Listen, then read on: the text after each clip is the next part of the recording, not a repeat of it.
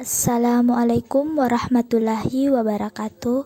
Perkenalkan, nama saya Aziza Salsabila dari kelas 10 IPS 2. Baiklah, saya akan menjelaskan pelajaran tentang fungsi dan peran sosiologi. Hakikat manusia sebagai makhluk individual dan sosial. Manusia sebagai makhluk individual, kata individu mempunyai makna yang berbeda dengan individualis dan individualis.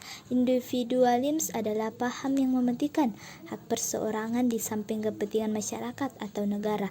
Individualis adalah sikap yang mementingkan diri sendiri. Dan ada pula manusia sebagai makhluk sosial. Menurut Aristoteles, manusia pada kodratnya adalah makhluk sosial.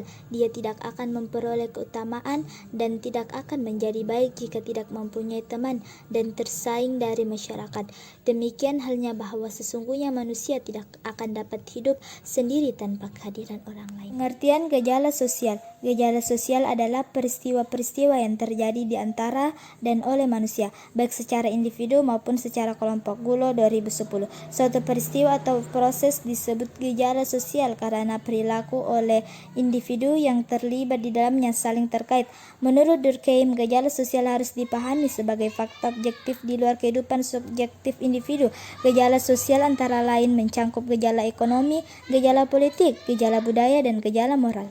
Contoh gejala sosial antara lain adalah kemiskinan, kejahatan, perang, kewirausahaan, dan persamaan gender. Setiap gejala sosial menjadi dampak sekaligus penyebab dari gejala sosial yang lain. Misalnya, keyakinan agama mempengaruhi praktik ekonomi, kepentingan ekonomi menentukan teori politik. Gejala-gejala sosial menurut Pitrim A. Sorokin dapat dikelompokkan dalam berbagai jenis.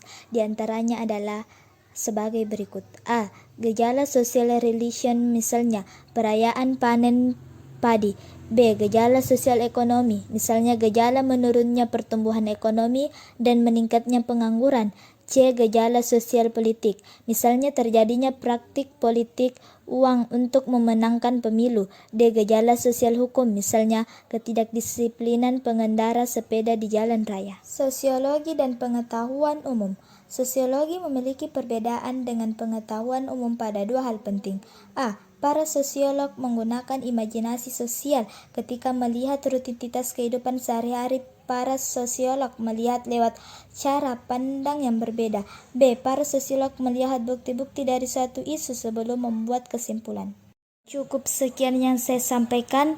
Waalaikumsalam warahmatullahi wabarakatuh.